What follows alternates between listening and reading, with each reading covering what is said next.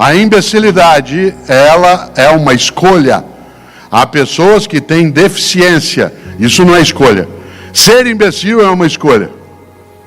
Aliás, porque a imbecilidade em larga escala resulta de uma incapacidade decidida de não pensar melhor, de não refletir. Pessoas imbecis têm uma retórica furiosa.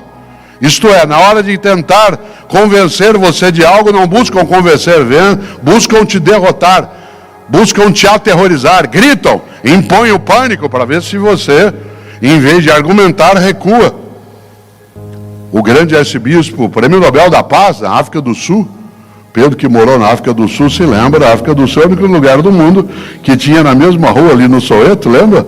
2 Nobéis da Paz, porque morava na mesma rua o bispo Desmond Tutu e o Nelson Mandela. Nós não temos ainda um Nobel, poderemos ter, mas ali na África do Sul, na mesma rua, moravam 2 Nobéis, Nelson Mandela e Desmond Tutu. E Desmond Tutu, que morreu ano passado, ele dizia sempre que o pai dele o advertia, dizendo: filho, não eleve a voz, melhore teus argumentos. Não aumente a voz, melhore teus argumentos. E é interessante porque a pessoa medíocre, ela tem na imbecilidade uma forma de socorro. E uma pessoa imbecil não é aquela que tem menos escolaridade. Aliás, porque tem muita gente que tem muito mais escolaridade do que eu e me ultrapassa. E muita gente que tem menos escolaridade do que eu e me ultrapassa em várias coisas. Não é a escolaridade que avalia, mas é a capacidade de vivência refletida, de capacidade de aprendizado contínuo, mesmo que não seja pela escolaridade. Você conhece gente que não tem, às vezes, a tua formação escolar. Eu, por exemplo, tenho doutorado. Eu conheço dezenas de pessoas que são muito melhores do que eu. E conheço outras que não o são. A gente junta e cresce. Nem sempre é a escolaridade que mostra que alguém não é imbecil. Você pode ser imbecil com várias condições. Eu, uma vez, caí numa armadilha muito forte. Era uma palestra na cidade de Belo Horizonte, assemelhada a essa que agora nós estamos aqui. E como aqui, ao final, era só uma reflexão, não haveria um debate, assim como aqui não haverá. E quando eu terminei a palestra, era um congresso de enfermagem. Havia 2.000 enfermeiras num congresso, e quando terminou, eu estava agradecendo e saindo, e antes que eu saísse de vez, uma enfermeira lá no meio falou: professor, falei: oi, o senhor pode responder uma pergunta antes de ir embora? Eu disse: claro. Ela falou, olha que pergunta difícil, ela falou: o que o senhor quer que fale do senhor no teu velório? Difícil. Eu, filosofia, fiz uma volta, comecei a falar de Platão, Aristóteles, Heráclito, Parmênides, Zenão, Anaxímenes, Anaxágoras. Falei: eu vou pegar essa enfermeira, ela vai ver, ela ter me provocado. Fui dando uma volta, depois de uns 8 minutos eu virei para ela e falei assim: e você? O que você quer que fale de você no teu velório? Ela disse: eu quero que fale assim: nossa, ela está mexendo. Você já imaginou? Que sabedoria, que força de inteligência. Por isso a imbecilidade, ela é uma escolha protetiva. Pessoas que escolhem ser imbecis não são aquelas que escolhem ser ignorantes, porque há pessoas que são tornadas ignorantes e há pessoas que se escolhem como ignorantes, que negam a realidade, que não têm argumentação, que preferem a ameaça do que o diálogo. Na família, no afeto, na empresa, no negócio, eu tenho que fazer o meu melhor nas condições que eu tenho, enquanto eu não tenho condições melhores para fazer melhor ainda. Por isso, nessa semana da carreira, está fazendo o melhor ou o possível?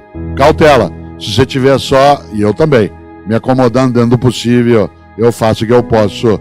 Resvala-se com velocidade para a mediocridade. E nessa hora, de novo, o especial Barão de Itararé. A única coisa que você leva da vida é a vida que você leva. E uma coisa que eu quero desta vida levar é a capacidade minha e tua, sem dúvida, de não me acomodar em relação àquilo que me acalma, que até me sossega, que é ficar no possível mas que pode me tornar, e é você também, medíocre naquilo que preciso fazer. Eu insisto, eu não estou dizendo que você é medíocre, estou dizendo que você e eu podemos ficar medíocres. Quando? Quando a gente deixa de procurar o melhor na condição que a gente tem e fica se habituando com o possível. E quando a gente se habitua com o possível, a única coisa que a gente faz é sair por aí resmungando. O que eu posso fazer? Isso não dá certo. A vida é assim. O impossível não é um fato, ele é apenas uma opinião. E como também diziam os latinos, a sorte segue a coragem. Por isso, qual é a tua obra? Qual é o teu legado? É aquele em que você e eu somos capazes de levantar, sacudir a poeira e dar a volta por cima, ou aquele que diz, a vida é assim, deixa a vida me levar, vida leva eu. Por isso, agora, eu queria agradecer, acima de qualquer coisa, a capacidade que tiveram e têm de prestar atenção em alguém que não trabalha. Há 20 anos, em 1998, eu tinha 44 anos de idade, eu fui assistir a um filme que nesse ano está fazendo 20 anos. Um filme que talvez quem tem mais idade que tenha assistido, chamado O Resgate do Soldado Ryan. Esse filme já tem 2 décadas. Esse filme conta uma história que a gente não pode esquecer. E ele tem nele algo que eu queria trazer como marca inicial nessa reflexão.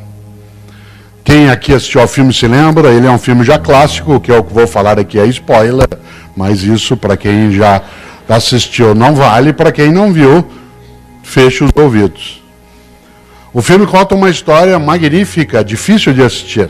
É um filme do Steven Spielberg, cujo ator principal é o Tom Hanks, e o segundo é o Matt Damon. Nesse filme, o roteirista produziu uma história maravilhosa, difícil de lidar. Na Guerra Civil Norte-Americana, houve uma situação em que 4 filhos de uma mesma mãe morreram na Guerra Civil Norte-Americana. E, como 3 deles haviam sido mortos durante o combate, as forças de direção trouxeram o 4º filho para que ele não fosse também morto e a família não ficasse sem nenhum dos seus. Ele não o fez. O roteirista do filme O Resgate do Soldado Ryan leu essa história porque viu um dia o túmulo deles e resolveu passar a história para a Segunda Guerra Mundial. E a história, portanto, do filme O Resgate do Soldado Ryan se dá na Segunda Guerra Mundial com uma missão. Há um capitão, que é feito pelo Tom Hanks, que precisa juntar mais 7 e montar um grupo que vá até a Europa, a França, resgatar um paraquedista que, especializado em ataque, tinha se perdido no meio da Europa porque o paraquedas caiu, num local onde não havia tropas aliadas. É necessário que ele vá ser resgatado por comando do general Patton. O general Patton determinara que famílias em que havia vários filhos, quando alguns deles tivessem morrido, aquele que sobrevivesse deveria ser levado para casa. Isso é real. No caso, a história não é real em relação à Segunda Guerra, mas em relação a esta autorização, sim. E o filme se dá exatamente com a organização de um grupo de 8 pessoas que desembarca na Normandia, exatamente em 1944, no famoso dia D. Os primeiros 20 minutos desse filme, para quem não gosta de cinema realista, não deve ser visto, porque você tem que ficar de olhos fechados. Ele é absolutamente nada romântico com a ideia de guerra, de arma, de sangue. É uma coisa fortíssima. E eles entram na Europa em busca de um rapaz chamado Ryan, que precisa ser levado para casa. Dá para você imaginar como a história se desenrola. Isto é, acharam um paraquedista de uma tropa norte-americana perdido na Europa, em meio a uma guerra, ainda mais sem aqueles meios digitais que o Pedro tanto aprecia, um pouco mais complicado. E é curioso, porque eles vão pouco a pouco, vários deles vão morrendo para chegar até o soldado, e o encontram, e ele se recusa a ir para casa, ele não quer, ele quer continuar em combate, ele acha que é um dever e uma missão dele continuar no combate. Mas vários morrem para que ele possa ser salvo. E uma cena inacreditável, dificílima de lidar, é a cena quase final, em que o capitão, feito pelo Tom Hanks, ele está morrendo, porque ele enfrenta um tanque dos nazistas. E ele perece exatamente nesse combate. Pouco antes de morrer, enquanto ele está deitado, encostado numa mureta, quase já no final, o Ryan vai até ele. O jovem de 18 anos vai até ele. E o capitão, como disse um dia Teresa de Calcutá, que para hoje os católicos é chamada de Santa Madre Teresa de Calcutá, ela dizia algo que vale pensar. Ela dizia: difícil é amar o próximo, amar quem está longe é fácil. Ficar tocado ou tocado porque pessoas estão sem socorro em alguns momentos, ficar, absolutamente entristecido porque pessoas são vitimadas por um acidente, um terremoto, ou a fome. Isso importa, chama-se compaixão. Mas amar o próximo é que é mais difícil, que é a pessoa que está à tua volta, na tua cidade, no teu lugar, na tua circunstância. Por isso eu volto exatamente a essa ideia. Tudo vale a pena se a alma não é pequena. E uma alma se é pequena quando ela imagina que ela precisa ficar restrita, guardada dentro de si. 2020, um ano difícil. Várias pessoas que nós conhecíamos e que admiramos e admirávamos, elas partiram. Algumas delas o foram por conta do vírus e outras não. Um dos meus amigos, que esse ano faleceu, ele não faleceu de Covid, mas ele faleceu, uma pessoa com quem eu tenho até um livro junto, e nós temos muitas palestras na vida, conhecido por várias pessoas aqui, que foi Gilberto de Menstein. Gilberto de Menstein, uma pessoa especial no campo da comunicação, do jornalismo, e ele usava uma frase, uma ideia que eu queria trazer aqui de volta. Sempre eu me lembro dele numa situação como essa, eu estou pegando a caneta até para dar um exemplo. Ele dizia que na vida, quando você vem andando com uma vela acesa nas mãos e você encontra uma outra pessoa que está com uma vela apagada nas mãos e você cede a chama da tua vela, as duas pessoas são beneficiadas. Olha que exemplo bom. Quando você vem andando, você está com uma vela acesa e a outra pessoa com uma vela apagada, você empresta, entre aspas, a chama da tua vela e você nada perde. Quando você cede a chama da vela que está contigo, ambos ficam mais iluminados. Afinal de contas, parte daquilo que é a partilha representa exatamente a nossa condição de nós iluminarmos mais a nossa trajetória. E uma das coisas é, juntas e juntos, sermos capazes do ainda dar. Uma pergunta que esse ano me fizeram muito no campo da atividade no rádio, na TV, em debates, é o fato de que, tendo uma duração longa para a nossa capacidade de paciência, esse momento pandêmico leva algumas pessoas a terem uma agonia muito grande e uma impaciência.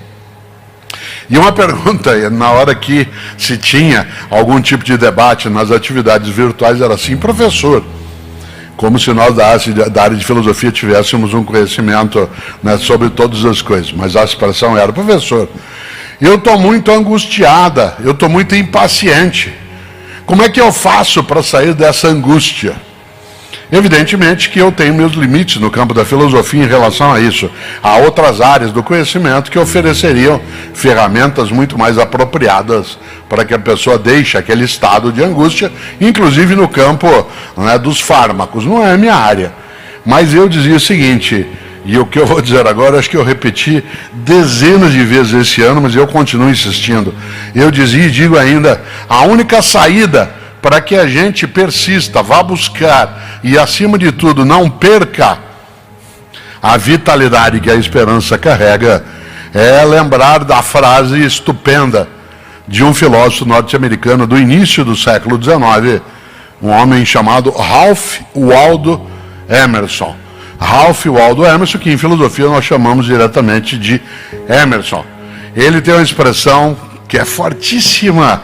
Ele dizia: torna-te necessário a alguém. Torna-te necessária a alguém.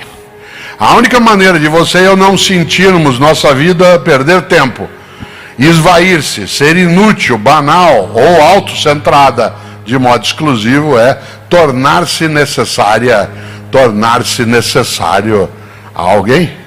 Não importa se alguém faz algo contigo, o que importa é o que você faz daquilo que de você fizeram e, portanto, exerce tua autonomia. Há um grande pensador alemão que eu aprecio imensamente, que muitas pessoas aqui gostam no campo da poesia, que é Goethe. O pensador, o filósofo alemão Goethe, ele foi capaz de coisas maravilhosas. Entre elas, criar uma conexão da filosofia com a vida, da filosofia com a botânica. Ele foi alguém que se interessou pelo Brasil de modo muito intenso, né? E é algo que vários pensadores na Europa deram atenção. Goethe é do século XVIII, uma parte do século XIX, mas teve muita atenção ao Brasil. Aliás, também aqui Feira é uma cidade que chamou a atenção, especialmente, né, do pensador francês, o Jean-Paul Sartre, que aqui esteve, veio visitar Feira, ele e a sua esposa Simone de Beauvoir, cá vieram no início dos anos 1960, né, e passaram um tempo conhecendo aqui esta cidade e região. O Sartre, que é conhecido por muitas coisas, mas uma delas tem a ver muito com você e comigo, quando ele dizia que não importa o que fazem com uma pessoa, o que importa é o que ela faz com o que fazem dela. Isto é, não importa se alguém faz algo contigo, o que importa é o que você faz daquilo que de você fizeram e, portanto, exerce tua autonomia, tua iniciativa. E Goethe tem uma expressão de uma simplicidade imensa. Ele dizia, se alguma coisa tem de ser feita, então que essa coisa seja bem feita. Olha que coisa! Se alguma coisa tem de ser feita, então que essa coisa seja bem feita. Nesta hora, vale, por exemplo, a possibilidade de nós nos lembrarmos de homens e mulheres que nesses 30 meses, por exemplo, se dedicaram pelo mundo afora e também no nosso país a fazer bem feita a nossa proteção, a fazer bem feito o nosso cuidado, a fazer toda uma atividade no campo das morsas de saúde que nos protegessem a ponto de nós estarmos 30 meses após o horror pandêmico que ainda persiste de um outro modo, estarmos aqui todas e todos nessa noite. Evidentemente, fazer isso hoje, 18 de outubro, que é o dia em que entre o mundo católico, especialmente, se lembra de São Lucas, um dos evangelistas, aquele que é entendido como sendo um médico, há várias menções dentro do texto religioso cristão, né, a vida de Lucas, e entre outras coisas, hoje é, como sabe, o dia da médica, o dia do médico, por conta exatamente dessa lembrança, né, relativa a Lucas. E é curioso também, porque uma das coisas boas é o quanto que pessoas se dedicaram a, tendo de algo fazer, fazê-lo do melhor modo.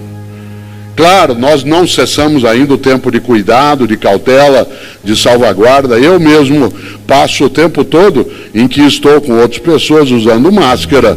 Agora eu estou aqui no palco sozinho e eu o faço por uma razão, né? Todos os dias eu tenho contato com pessoas e isso permite que eu seja, novamente, por exemplo, capturado pelo vírus. Se uma gripe, que é aquilo que eu estou nesse momento, ela traz alguma dificuldade, né, para as minhas atividades, ela não impede de vez, mas o vírus da Covid faria com que eu ficasse 2 semanas sem nenhuma atividade. Por isso, quando eu estou em estado de convivência, eu uso máscara. Para quê? Porque se alguma coisa tem de ser feita, então que ela seja bem feita. E uma das coisas que tem que ser bem feita é a nossa capacidade de cuidado. E por que eu lembro isso? Porque no dia 18 de outubro do ano de 1915, isto é, há 107 anos, nasceu em Uberlândia, no Triângulo Mineiro, um dos mais estupendos artistas brasileiros. Ator, cantor, dançarino, um homem de 1,5 metro de altura, Grande Otelo. Grande Otelo, que muita gente teve a ocasião de ver em apresentações no cinema. Uma ou outra de nós teve a ocasião, como pessoa, de vê-lo em apresentações. Uma parcela de vocês o viu, né, nas versões mais antigas da escolinha do professor Raimundo, quando ele fazia, né, uma personagem que, quando chamado, dizia: Qui queris, né?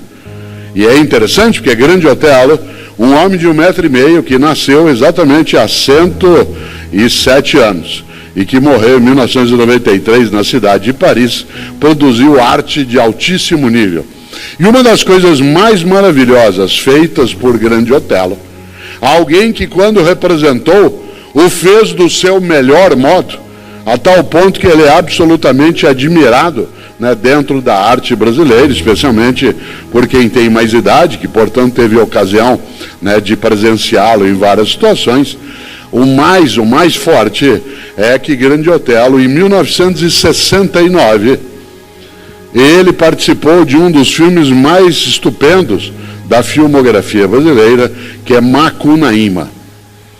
Provavelmente poucas pessoas aqui viram Macunaíma no cinema, afinal quase ninguém aqui havia nascido em 1969, as mulheres nenhuma, uma parte dos homens sem dúvida já houvera nascido. E uma das coisas boas é que em 1969, faz tempo, o cinema lançou o filme Macunaíma.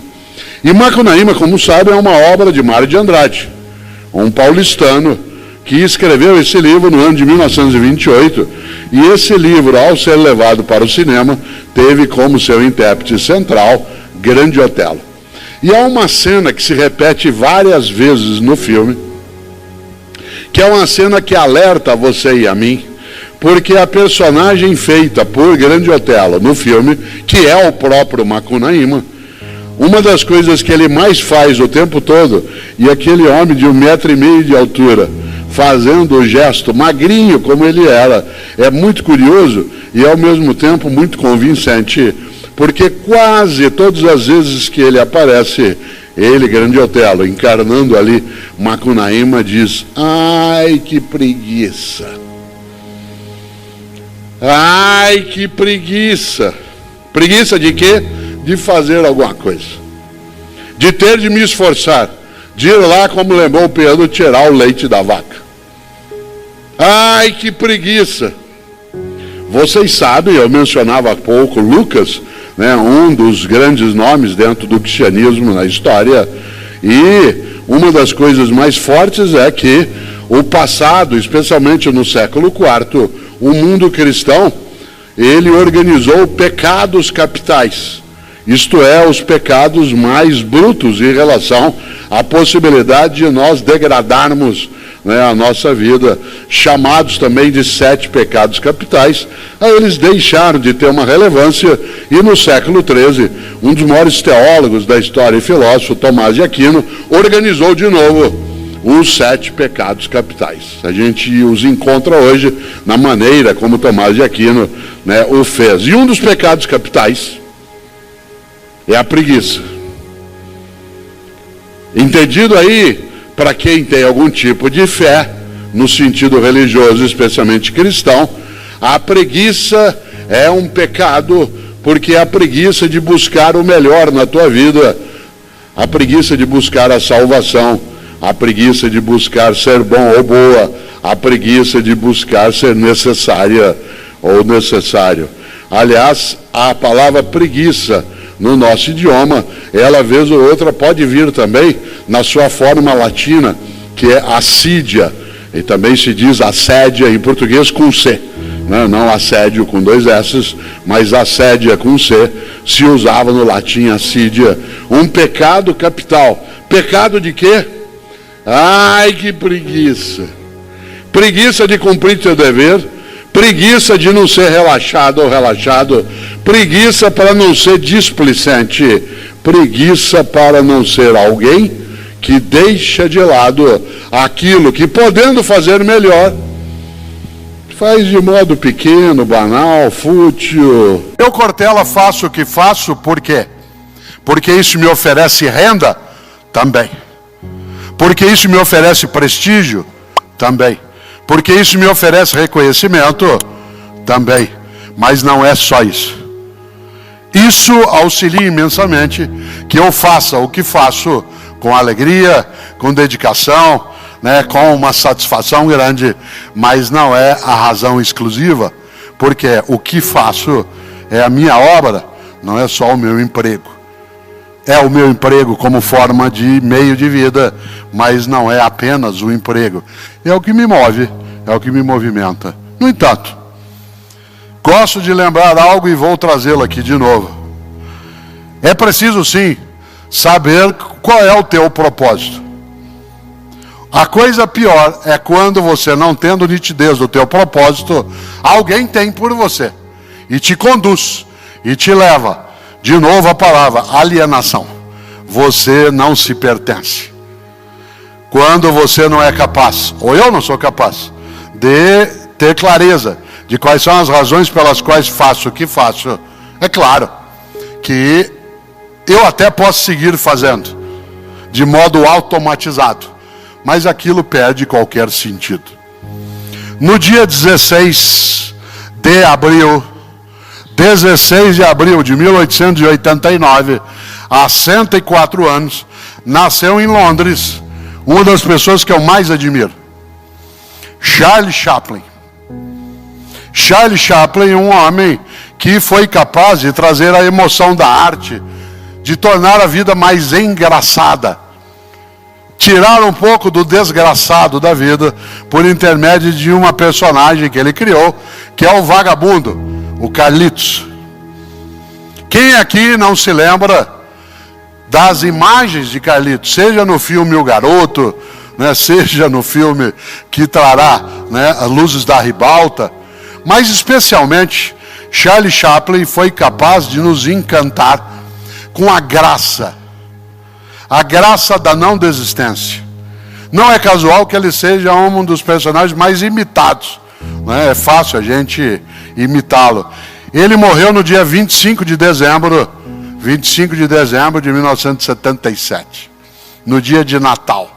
Não é à toa que João Bosco e Aldir Blanc, depois, ao fazerem a música O Bêbado e o Equilibrista, cantaram: caía à tarde como um viaduto e um bêbado trajando luto me lembrou Carlitos. Pois bem, 16 de abril de 1889, Carlitos não nascia ainda, nascia Charlie Chaplin. Charlie Chaplin, um homem que produziu cinema mudo em larga escala e que em 1936, olha só, 1936, fez um filme que tem muito a ver com essa reflexão. Um filme chamado Tempos Modernos.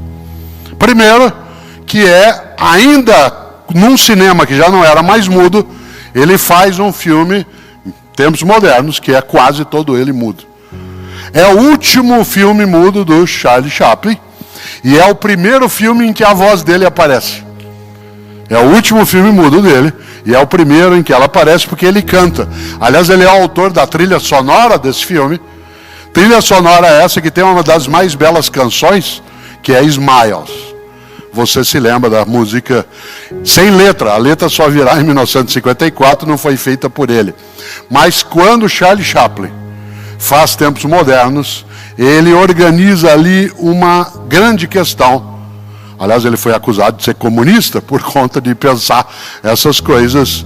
Uma grande questão que é por que fazemos o que fazemos. E no Tempos Modernos, não sei se você se lembra, há uma cena clássica, que é o Carlitos como um operário, que está numa linha de montagem, numa empresa, em que ele tem que produzir tanto, que eles inventaram uma máquina para alimentá-lo automaticamente, sem que ele parasse de trabalhar. Se você se lembra das cenas, elas são inesquecíveis, né? Ele está ali e vem uma máquina como se fosse um pequeno robô que levanta na frente dele, abre uma tampa, uma sopa é tirada, colocada enquanto ele trabalha, né? E aí vem um outro bracinho que pega um guardanapo e passa. Depois tudo dá errado naquilo. Mas a ideia é que ele não parasse de produzir. A cena mais emblemática, se você se lembra, ela é muito reproduzida em vários lugares, é quando ele está apertando, né, parafuso, e cada vez aquilo vai correndo mais a esteira, e ele vai apertando mais, e uma hora ele enlouquece, e ele começa a apertar qualquer tipo de coisa que pareça um parafuso, inclusive os botões da roupa, né, do supervisor, e aí vai. E há um determinado momento, e esse é o grande tempo da simbologia, em que ele cai na máquina. Ele cai na engrenagem. E essa é uma das cenas mais conhecidas, porque ele cai nos dentes da engrenagem da máquina, e ele vai passando por todos os dentes e sai ileso do outro lado. Ele só sai ileso do outro lado, e essa é a simbologia, porque ele é parte da máquina.